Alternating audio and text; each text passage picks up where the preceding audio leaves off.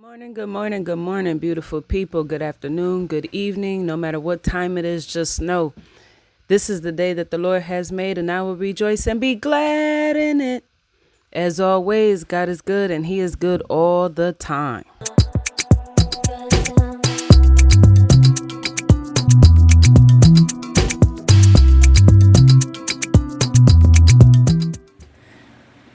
We gotta have this conversation, man.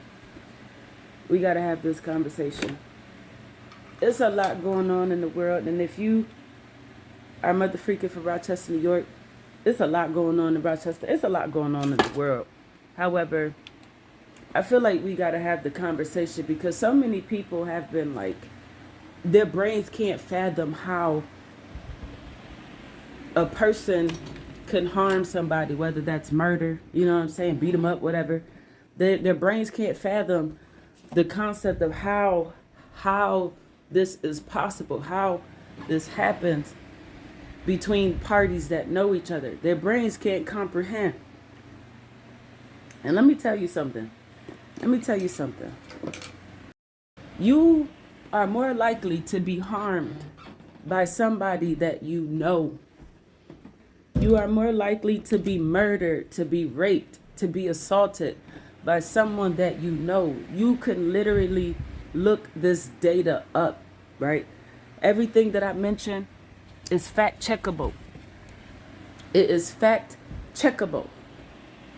You are more likely to be harmed, murdered, raped, assaulted, anything pertaining to violence. You are more likely to have that happen to you by somebody that you mother freaking know. By somebody that you mother freaking know. So with that being said, the fact that people is like, whoa, how is this happening? How is this likely? You know, you think that because this person is your lover, you think because you sucking and kissing on them and having sex with them, that ain't no harm gonna come. You think because it's your mama, your daddy, your brother, your sister, you know, somebody that's related to you, connected to you, that no harm will come to it. But you got to realize, a lot of people even say it, you know, they say this when it comes to helping people. People always say that they feel like they are loved or treated better by people that are outside their family. And those same people who say that they feel, eat your food, those same people who say that they feel that outsiders treat them better than the people they know, they kin, they family, they too themselves treat outsiders a lot better than they do their own kinfolk, their own mother freaking intimate partners and all this jazz. Why? Well, I'll tell you why. It's this thing called unfamiliar. Outside of my comfort zone, right? Ideally, the average person don't like to go outside of their own mother freaking comfort zone. They don't like to go outside of their own mother freaking comfort zone. So in order for you to inflict harm upon a complete stranger whom you do not know, who, you know, they don't have no effect on you, their existence, they probably never even said anything bad about you. Don't know them, right? You're more likely to cause harm on somebody you know. Why? Because 9 times out of 10, somebody that's close to you, your friend, your family member, they know some very personal and intimate things about you that if it was to be said in such a spiteful, you know what I'm saying, or malicious manner, it'll probably drive you to being under duress, and who knows what you'll do under duress. But this is the truth. When you look at mother freaking criminal data out here, data shows that you are more likely to be harmed, killed, assaulted by somebody that you mother freaking know compared to a complete stranger. The amount of crimes, the amount of murders, the amount of assaults that are occurring between complete strangers is so mother freaking, so little that it's almost non-existent. Majority of the crime that occurs out here happens between people that we know. So it's crazy that people be so mind blown when they mother freaking hop on social media and they catch wind of a new story of another person who had potentially been murdered, you know what I'm saying, at the hands of their friends, at the hands of their family member, at the hands of somebody that they was dating, right? We hear it all the time. There's a young lady right now, I believe her name is, they call her Quila or Quilla, Shanquella or something like that. This young lady is circulating that she supposedly went to Mexico, motherfucking Cabo, Mexico, with some friends, where she ended up fighting. Well, not even fighting, but getting beat the freak up by one of her friends, right? And then the male friend that she had with her, this nigga just sitting there recording. Nobody tried to stop the situation. No, none of that. And this jump reminded me of a fight that I had got into when I had got out the Marine Corps, right? I had got out the Marine Corps. I was like 22 years old. And I was hanging out with this chick named Chastity. And I'll never forget, because that situation was raggedy. That's neither here nor there. When I get to that point, I'm a really disclose, because it's some stuff that's wrapped around that I had to get myself together. However, here it is. I'm hanging around this chick that's supposed to be my friend. She's supposed to be my friend. I don't know what the freak happened. I just remember we all went out, and it was a weird day, right? It was a weird night because we were supposed to go out to Buffalo. We were supposed to go out to Buffalo to a strip club, and it was me, this Chastity girl. It was my sister, one other chick, no, two other chicks, one black chick and this Latina chick, and they were like best friends, right? We drove all the way out there, and everybody got all spicy because my sister didn't have her driver's license, or her driver's license had expired or something like that, so she couldn't get in. So everybody was all pissy about that. So they were like, well, you go drop your sister off. We staying here. They didn't want to leave. They was pissy. They didn't even want my sister to come along anyways. But at the time, I don't know. I feel like maybe I was just so desperate for mother freaking friends that I was just like, you know what? I was just trying to keep peace. I was like, yeah, I'm going to take my sister home. Y'all can stay here. I'll come back for you. Because that's just the type of person that I am. Like, even though to me, when I took my sister back, I'm telling you, my right-handed God was saying, stay your butt home. Stay your butt home. You drop your sister off, that's it. Don't go back. Leave them to come, you know what I'm saying? Have them figure themselves out. But I was like, you know what? I'm not that type of person. I done drove them all the way out here. I'm going to take them home. So I dropped my sister off home. I drive all the way back an hour out to Buffalo to go hang out with these people. I don't know what the freak happened. I just remember drinking, you know what I'm saying? Now, this is around the time, you know, and I started drinking in the military, and I developed this like very terrible drinking habit to the point where like I was trying to cope with, you know, stuff that I was going through by drinking. And it got so bad to the point where it was almost a reoccurring thing where I would get drunk, like blackout drunk. So I went back out there, got drunk, you know, we drinking and stuff. And I don't know what the freak happened, but I remember I didn't drive. I just remember kind of like being in and out. And the Latina chick that we had went with, she was driving. The other chick that me and this Latina chick had a mutual friend. Because me and the Latina chick, we never really got along with each other, even in middle school. However, our mutual friend is where we found that connection. And so we make it all the way back. And I don't know what the freak happened, because mind you, I'm blackout drunk. I just remember getting out the car. And when I got out the car, this chick, Chastity, that was supposed to be my friend, she's all in my face, yelling, talking crazy. And I'm like, chill, you know, calm down. We friends. Like, what do we need to fight about? And as I'm like, you know, trying to calm her down, this heifer done punched me in my face like 3 times. Like 3 times. And mind you, I'm blackout drunk. I'm laughing now because the distance between it. One thing I can say, God kept me. But so this chick punched me in my face 3 times. And every time she hit me, I'm just taking the hits. I'm like, yo, why are you hitting me? We're friends. Why are you trying to fight me? Hit me. She caught me in my mouth like twice. Because I remember I had a busted lip. One of my tooth was chipped because she had rings on her hand. And she kept punching me in my face.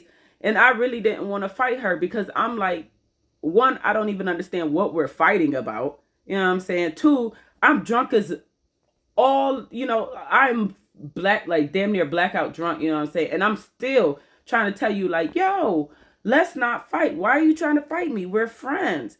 And she kept hitting me and hitting me. And I don't know. I was like stumbling a little bit, you know, because I'm drunk. And I don't know what happened. All I remember is God. It's like I got this boost of like stability. Like the wobbles was over, sobered up for a brief moment just to handle myself, defend myself. And literally, I did my due diligence, defended myself, sat her down after, and then I was like, you know what? Here's your stuff. You go about your business. I'm going to go about mine. And the whole time I kept talking to these two people, the Latina chick and this chick that was supposed to be my friend from middle school. I kept asking them, like, what the freak happened? They just kept saying, like, oh, y'all was arguing. And, next thing you know, it led to a fight. They was trying to make it seem like they didn't really know what happened. But every time I asked them, the story kept switching. You know what I'm saying? And so when I had brought it to my family, you know what I'm saying? And this issue, like me and this chastity chick to this day, we do not speak, don't get along, no nothing. Like I really feel like she hates my guts, Me personally, I love her with the love of Christ. However, that's as far as it go. Like hanging out and all that, I'm not having it. But I went to the hospital because my mom was like, well, come to the hospital, get checked out. You just got in a fight. You're drunk. I want to make sure you don't have a concussion. Get to the hospital. They diagnosed me with a busted lip, send me on by my way. I didn't have insurance then, so I got stuck with $1,000 emergency room bill that I had to pay out of pocket.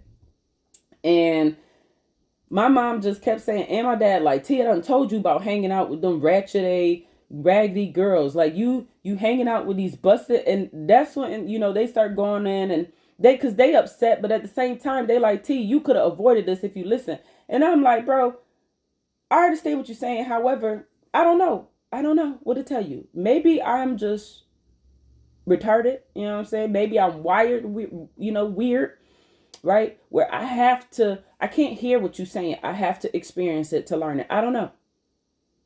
But after that, I realized, like, damn, them niggas ain't no friend of mine, because them two females who supposedly I knew since elementary, since 6th grade, I said elementary, since middle school. These two females I've known since middle school didn't even attempt to break up the fight.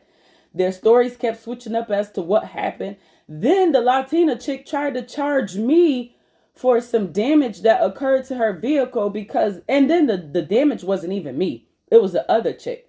But because I am that nice type of person where, like, I tried to keep the peace. If you had an issue, I'm going to pay. If you say I did something, I'll pay, because if I felt you did something to me and I said, hey, you did this, I want the common courtesy, you know what I'm saying?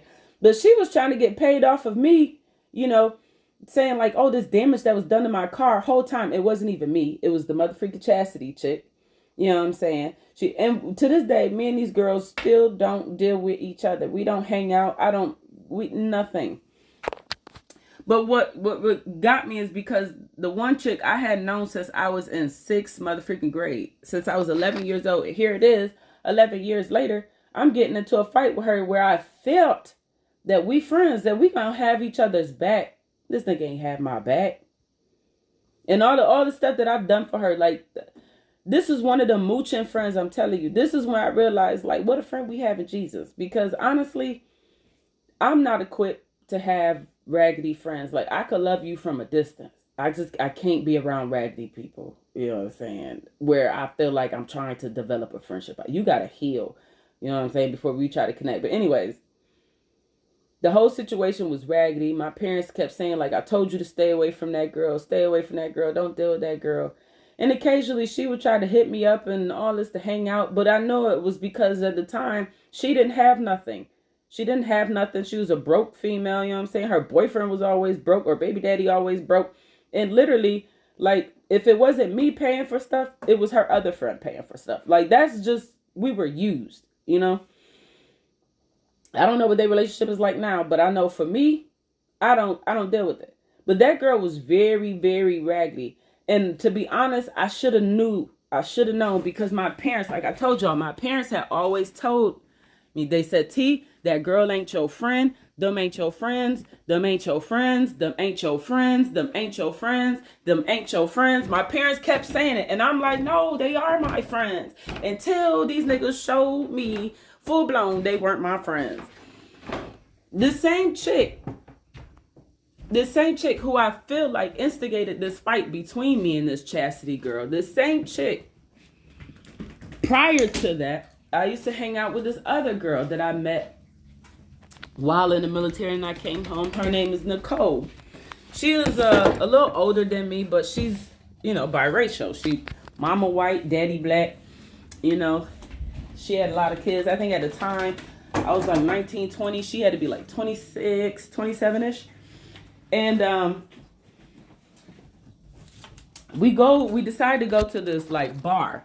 We decided to go to this bar to go drinking or whatever. And we go to this bar, and it's me, that same raggedy friend from when I was 11 years old, downstairs. That same raggedy friend from when I was 11 years old, and this new chick named Nicole. We go to this bar. And everybody just chilling, vibing out or whatnot. And I don't know what transpired. I'm telling y'all, these like beefs be coming out of nowhere. I don't know what had transpired, but Nicole started arguing with this like young girl. And that same raggedy girl that my parents was like, that's not your friend, leave her alone, blah, blah, blah, blah, blah, blah, blah. She's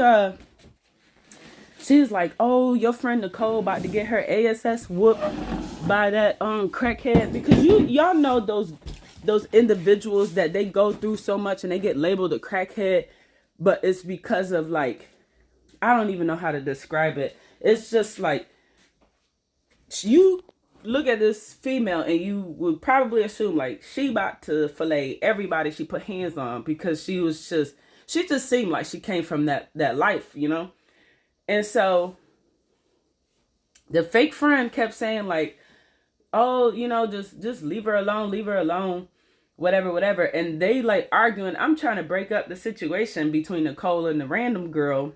And it's getting more and more heated to the point where now I got to pick up Nicole and like put her in the car. So as I'm getting ready to go pick up Nicole and put her in my car, this same raggedy girl who I believe in motherfucking antagonized that fight between me and Chastity and just sat there and watched, because I feel my parents even said the same thing. Like I felt that girl wanted to see how you are. And I'm telling y'all, God be talking to you. Because I always had it was like a gut instinct.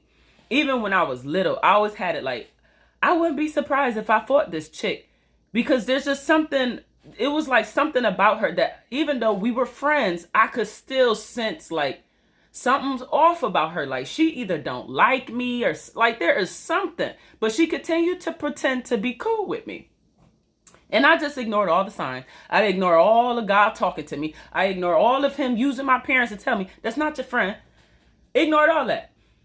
But back to Nicole. So Nicole arguing with the girl. I'm like, let me go over here and pick up Nicole and just put her in the car, because the girl's not listening. I'm telling her, leave it alone.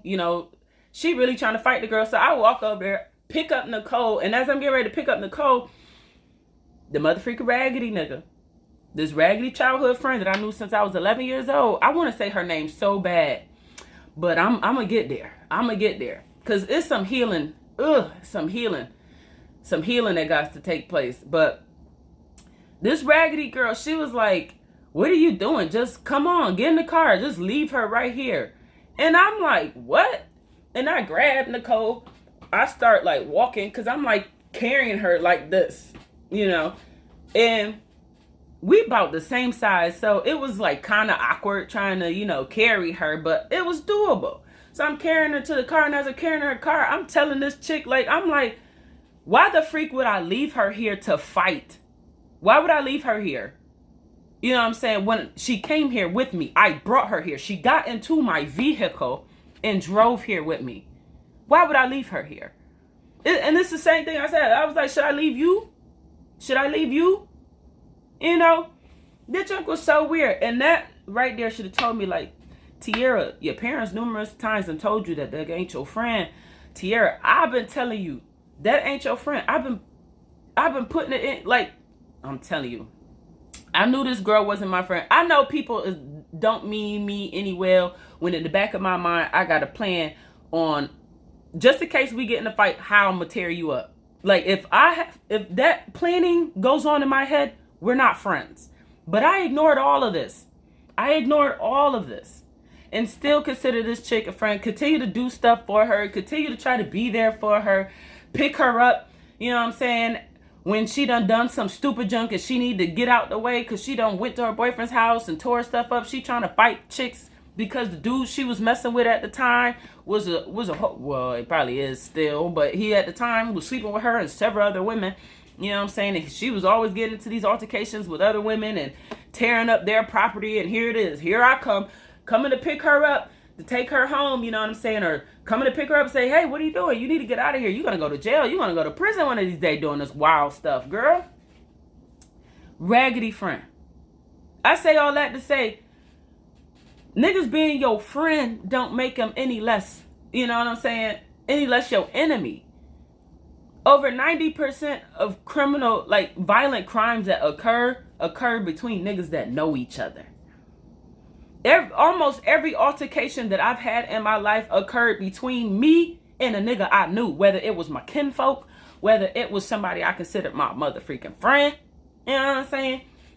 Even intimate relationships. It be the niggas that you know.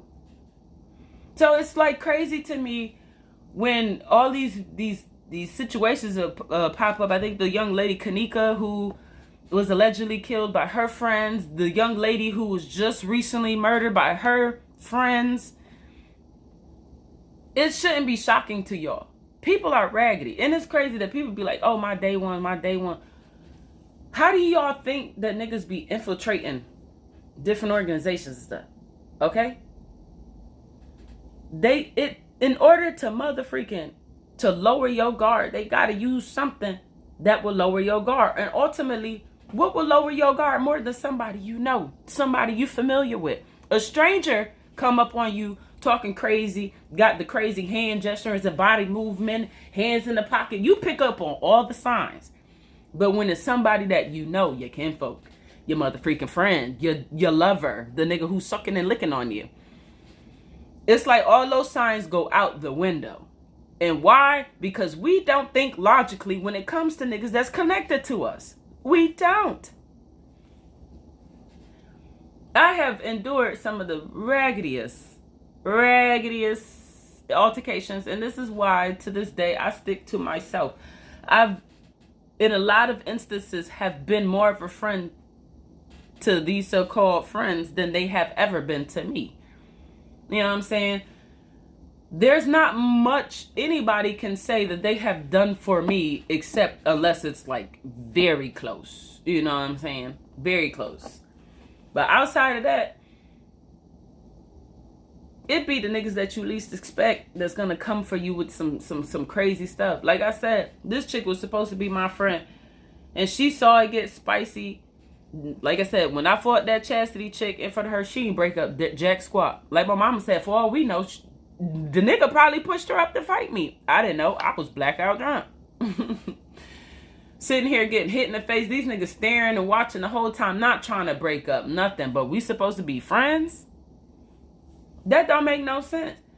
And it got so bad to the point where even after I kept asking questions, what happened? How did we get to this point? Niggas just left. Like, she went in her house and never came back out. But then had the audacity 3-4 years later to invite me to her wedding. Honey.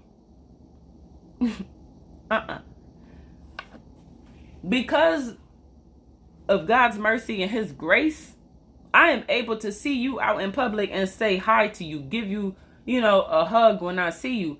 Outside of that, I ain't got nothing for you but prayer. That's it. I will keep you in prayer. That's all I could do for you. Hanging out with you,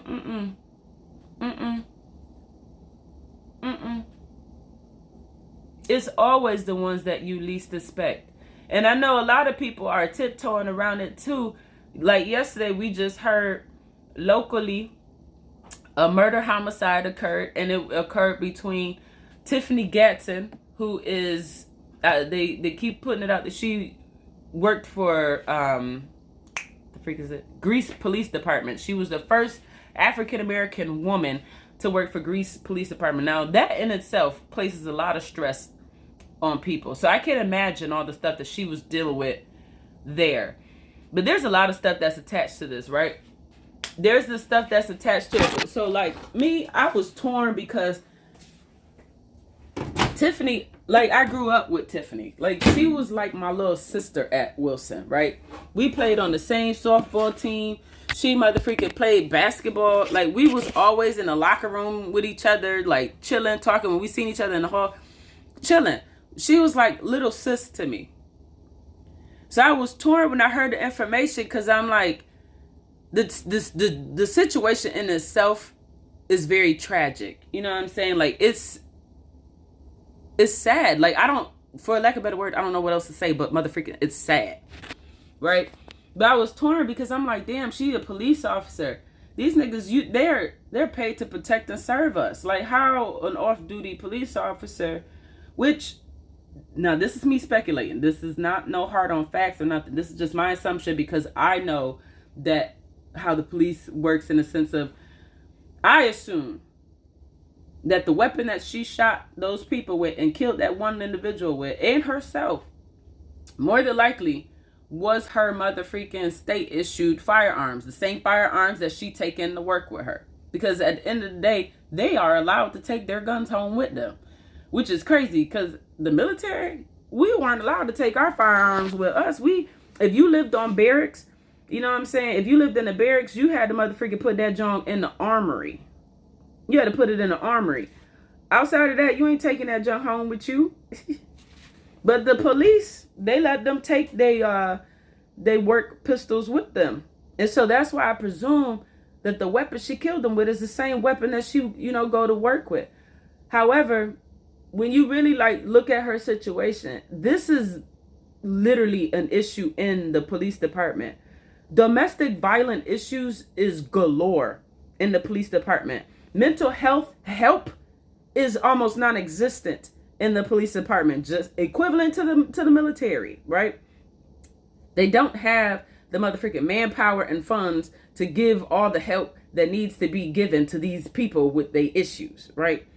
And so it was presumed to me, I'm like, domestic relation, she probably, harmed someone she was dating at one point or dating, currently in a relationship with, because data shows it. You are more likely to be harmed, killed, raped, assaulted by somebody that you know. So I was thinking like, damn, her situation, and you can start to think, start to speculate, start to add all this. But what made me really look at her situation, because I was like, all I could think was like sadness, because it's like, I've been where she at. I've been in those intimate relationships where it was so mother freaking rough that it's just like, bruh. It's literally by the grace of God that I'm still here. That those people that I was in relationships are still here.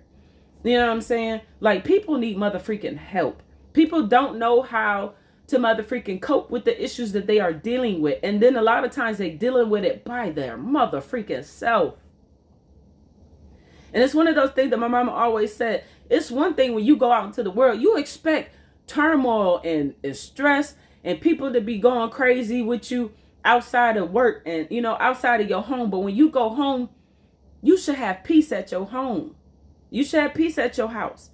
But a lot of people, even at home, don't have peace. It's just as stressful as it is being at home as it is being at work, being outside of your mother freaking house. You know what I'm saying? It's just as stressful. Like, I was kind of upset because they were focused on the fact that she was a police officer. It's like, she is a human. However, that still is a part of her. And it needs to be focused on, because these are areas that people overlook, right? The police, you expect these dudes to protect and serve you, and how a lot of times these niggas is beating on their spouses, beating on their kids. You know what I'm saying? Beating on their boyfriends and girlfriends at home. And then they come to work and you expect them to protect and serve you. And then they're given guns. And then they're giving the legal obligation and right to decide whether or not it is lawful to shoot you. But there's no mental health services being provided to them. I mean, Rochester Police Department is damn near incentivized to just continue to work. They hand out all this money in overtime. I mean, it's easy for RPD officers to retire effectively. You know what I'm saying? They're efficient. They could retire on a nice little pension because of all the amount of money that they get in overtime, their regular salaries and all that. But when you think of the fact that these people are constantly dealing with traumatic situations, they're constantly coming into interactions with people who are unfamiliar to them. Hence, you got white, and not even just white, but you got white police officers that don't know squat about the city, that don't know squat about racial minorities, policing racial minorities, right?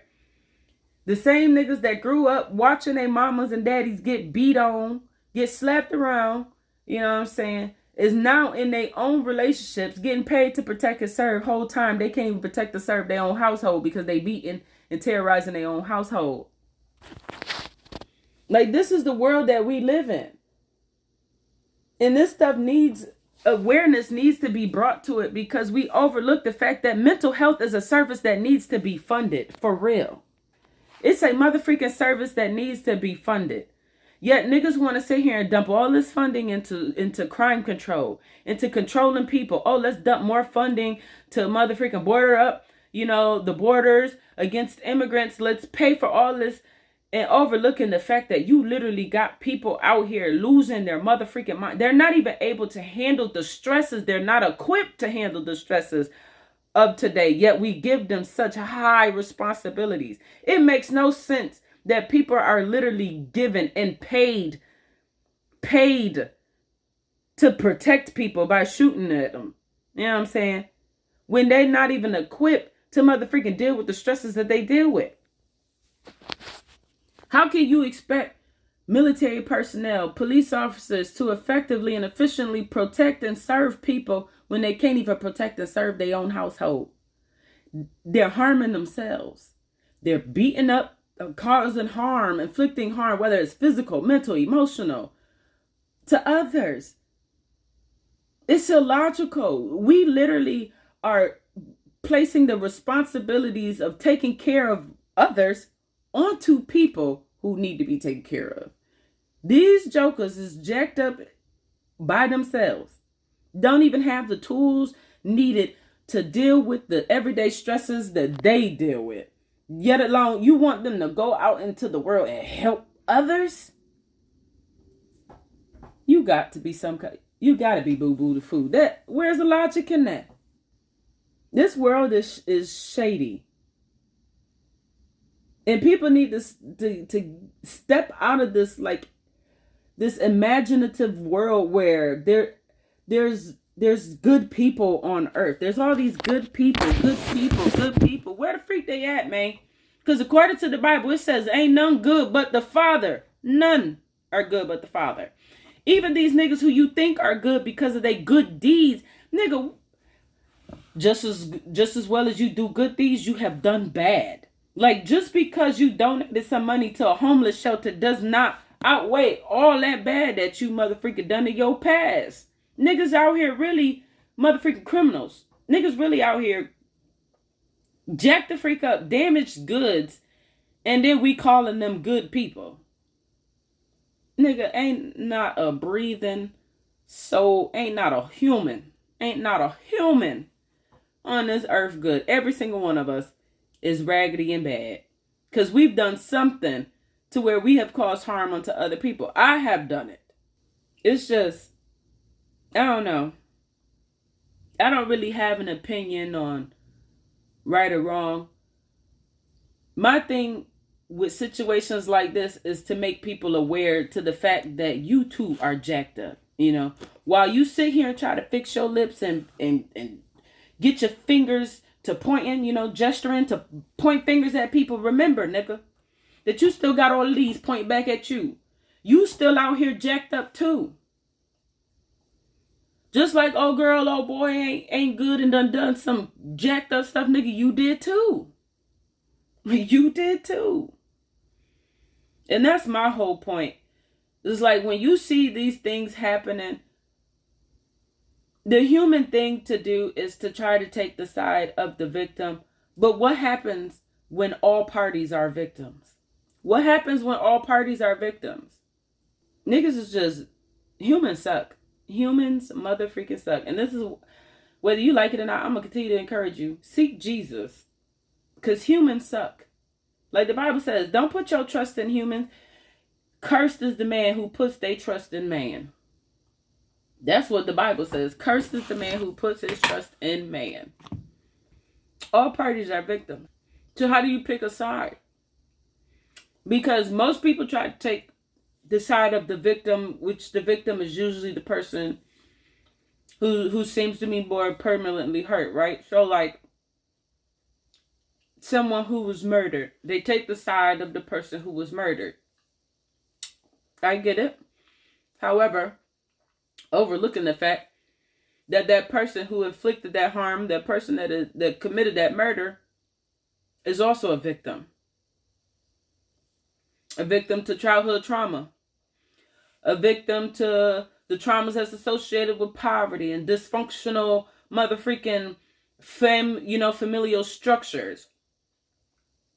Victim to mother freaking raggedy and individuals out here causing harm to them. You got niggas out here who's raping, molesting, talking crazy to people, ostracizing people, making people feel terrible.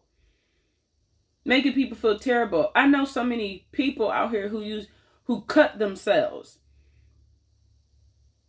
They don't inflict harm on other people, but they do to themselves. They're sitting here cutting themselves to cope with the trauma that they've dealt with.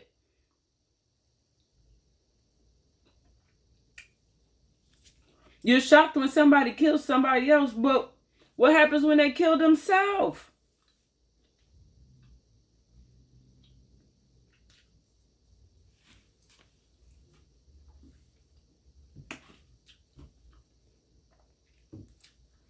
I'm not going to weigh my opinion on what happened in individual cases because I don't know. And even in and when the criminal justice system mother freaking put together all these methods of looking at all the evidence, and even then them niggas don't even look at all the evidence, but even when they get a sufficient amount of evidence out here for people to make some kind of judgment, that don't even give you the full knowledge on the situation. It's just sad, man. It's sad. The whole point of this was literally just to let you guys know that this world sucks. You got jacked up people everywhere. You got people hurting and harming people everywhere. And the truth of the matter is that harm inflicted by people that is so common. It's way more common than you actually think. It's very common. You want to eliminate matters like this? There's so many factors. But one thing I can say, even though it's a cliche, be the change that you want to be. And what I mean by that is become aware of yourself. Once you are aware of yourself, you know what triggers you. You know what bothers you. You know what I'm saying? And you can adjust accordingly, right? So for me, I know that I don't have a motherfucking... I know for me, it's only so much I can take. I can't take too much nonsense. So I don't try to put myself around the nonsense. You got to be aware so you can make the changes. Starts with awareness. Now, how do you get that awareness? Because everybody don't achieve awareness at the same time. That, homies, I don't know. Just like everything, all I can tell you is seek Jesus. Because he's who helped me. He's who helped me. And I'm not even fully 100% helped all the way. God is still pulling me out of some mess. You see what I'm saying?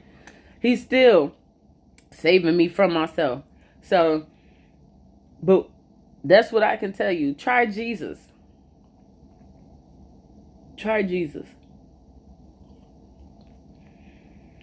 Because it's easy to pass judgment when you ain't in that position. People want to say, oh, if that was me, I would do this, that, and the third. And all of that ain't nothing but speculation. Because at the end of the day, if you was if you were really in that situation, no one would really know how they would respond to a stimulus until that stimulus is given to them.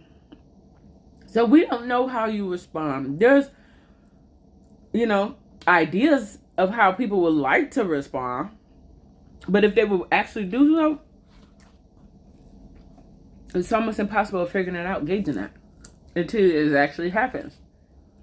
But if you think back on some of the raggedy situations you found yourself in, you'll see a lot of the pain and turmoil that you've endured came from niggas that you know. It was almost rare instances of enduring stress from outside folk. I just want to add that. And just try Jesus. Because people are raggedy.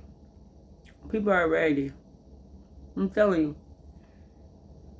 People think, because we have this idea of what we think friends are like, we think, oh, if I was put in that situation, it'd be different for me. It wouldn't. Every single friend that I've had has not been the type of friend that you mother freaking brag about, you see. I had so-called friends who stopped being my friend when they realized no intimate relationship was coming out of it.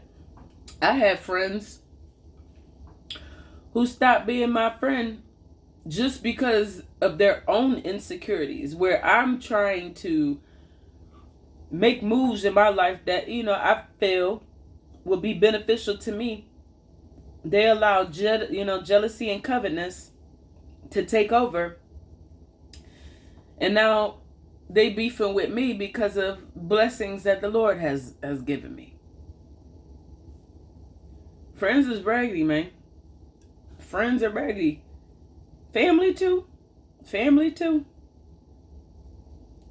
But it's like my mama said, it be the ones that you never suspect to cause the harm to you. It'd be the people you call your friend. It's the people you call your boyfriend, your girlfriend, your lover, your husband, your wife, your pastor, your cousin, your auntie, your uncle, your bride or die, the nigga that been in your circle for God knows how long. This world is jacked up, man. And me personally, I feel like that ain't no friend if that person's standing there and watching you, fight somebody else. I don't care if it's a 1v1. Like, you not a friend if you sitting there letting your friend fight. You're not a friend if you sitting there recording it. You're not a friend if you sitting there mother freaking instigating it. That's why I like to have these conversations, because it's not a matter of me wanting to talk on the situation. It's to make people realize that you too experience this. You too experience it. Whether you come across these raggedy connections, you know what I'm saying? Whether you come across these raggedy friends, these raggedy kin, or you the raggedy person that's doing it. We all are in this, man. All are in this. And if you really did some soul searching, you'll see that you have inflicted harm on people. You weren't a friend when you should have been. You weren't that kinfolk when you should have been. You turn your back on them just like you're pissy at the folks who turn their back on you. Because at the end of the day, hurt people hurt people. This world is so flawed that it functions on cycles. It functions on, I went through this, I was treated like this, so I am going to do it to you. And what's crazy is that niggas don't even be liking the treatment, yet they reciprocate it. Give it right back to other people. It's crazy. But this is the world that we live in. This is the raggedy world that we live in. Where a person is murdered, and then people want to sit here and then flock to the side of the victim and want to be like, oh, this shouldn't have happened to you, and da, da, da, da. Not justifying anything, any wrong that somebody did. However, it's to make you realize, like, nigga, it could be you. It could be you. While you sitting there looking in on somebody else's relation, it could be you.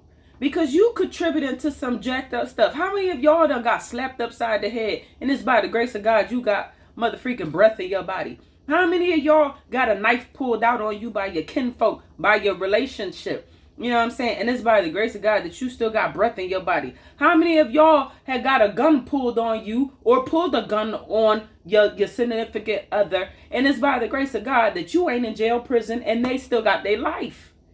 It's by the grace of God. How many of y'all done bust your mother freaking kinfolk, your family, you know what I'm saying, your partner in the face with something, whether it's your fist, an object, and it's by the grace of God you ain't sitting in jail or prison. You got life in your body. They don't have no severe issues like a mother freaking, being paralyzed or some trash. It's so easy to mother freaking look in on somebody else's situation and add speculations and want to, weigh in. But the truth of the matter is, work out your own salvation with fear and trembling. Look at your own situation. Some of y'all are in these raggedy relationships right now. Some of y'all, every time you get on social media, you're dragging people and then you're causing the rest. And then you got niggas showing up at your house because you done made a post about them. Some of y'all right now on social media try to make it seem like your intimate relationships is so healthy and so squared away because you post pictures of you kissing your boyfriend, kissing your girlfriend, hanging out with your family, and whole time your family can't stand you. You can't stand them. Your boyfriend and girlfriend beating on you behind closed doors, dragging you in front of your kids, cutting your TV, touching you with irons, hitting on your kids. Y'all niggas going through the same thing, but then you hop on social media and they want to speculate and add your opinions on other people's situations. Nigga, attach that advice to your own situation. Some of y'all are abusers, but then sitting out here talking about I feel bad for the victim. You got your own victims out here. Feel bad for those victims. It's crazy, man. Some of y'all done caught some bodies your own dang self. Some of y'all got a body count, and I ain't talking about sex. Y'all done physically killed people, done emotionally killed people. You know what I'm saying? People quick to get on social media because it always felt better looking at somebody else's situation instead of your own. Look at your own jacked up life. Speculate about your own issues. Attach some advice, some good advice there to fix your problem. Because some of y'all are abusers. And some of y'all are being abused. And some of y'all are both. You see what I'm saying? Hurt people hurt people. I'm a witness to that. I've done my share of hurting. And it's because I justified it with, well, I was hurt first. You did it to me. I'm getting even. That used to be my motto. Whatever you do to me, I'm going to do it to you, but I'm going to go up a notch. That used to be my motto. I'm telling you. Oh, I used to live by it. Live by it. To the point where I had to wake up. Literally wake up. Because it's like, Tierra, your future is looking mighty dim, sister. Because prison or the grave is looking mighty fitting for you on this path that you're going down. Prison or the grave is looking mighty fitting. Some of y'all need to reevaluate your own lives. Because you look at in all your own life, you'll see, nigga, you just as criminal as that motherfucking person that you calling a criminal. Some of y'all are victims. All the while, you can find all the other victims out here overlooking your own self. You a victim too, my nigga. And you're a motherfucking abuser too. Because ultimately, hurt people hurt people.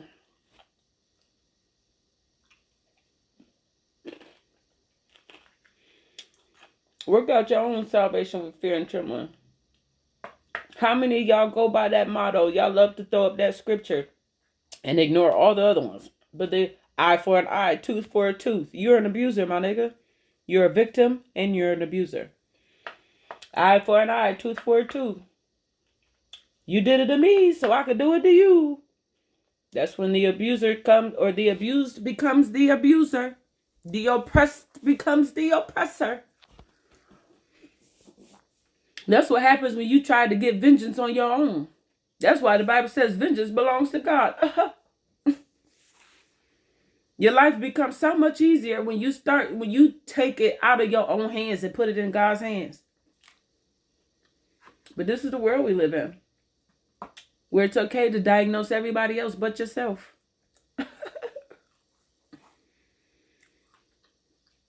Work out your own salvation with fear and trembling. I don't know how y'all do it, or how some people do it. I get on social media and see something sad, depressing, like, oh, so-and-so was murdered. I'm just like, domestic violence, trauma, abuse. I'm just like, oh my goodness. I can't. You're supposed to go on social media to get a break from the world. I go on social media and it look like my kinfolk out there. It looks like my intimate circles out there. It looks like my motherfucking community out here. It's crazy. You got some people that'll see traumatizing stuff and they'll feel bad. And it's almost like damn, it's almost like they don't even, it's like, have you looked at your own situation? Like, I understand, that situation is bad for them, but look what you're in, my God. Excuse me. Look what you're dealing with. Somebody should be feeling bad for you, honestly. Somebody should be feeling bad for you. But this is the world we live in, where niggas want to look in on everybody else's stuff, instead of looking in on their own.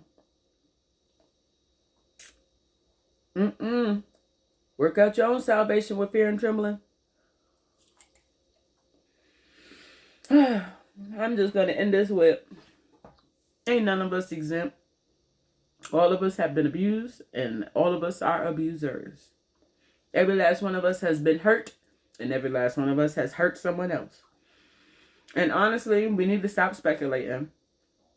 Stop trying to figure out why something happened in somebody else's life and figure out why things are happening in our own. Because you can't help nobody see, my nigga, if you're blind yourself. The blind cannot lead the blind. They can, but you ain't about to be led to somewhere, safe. I'm telling you that. The blind can't lead the blind.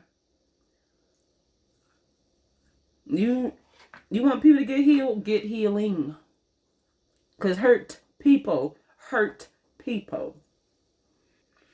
And remember, you are more likely to be harmed by somebody you know, not a stranger. So if you wrongfully think that your day one, your ace boom coon, the nigga that been by your side for 20 plus years is always and will forever be your friend, you better ask all them people that's sitting in jail because they friend done set them up. You better ask all them people sitting in these graves because they kinfolk done killed them.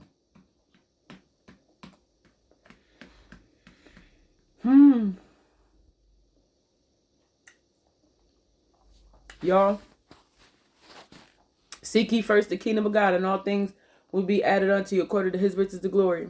What a friend we have in Jesus. He is the mother to the motherless, the father to the fatherless. He is the brother and sister to the brother and sisterless. You feel me? What a friend we have in Jesus.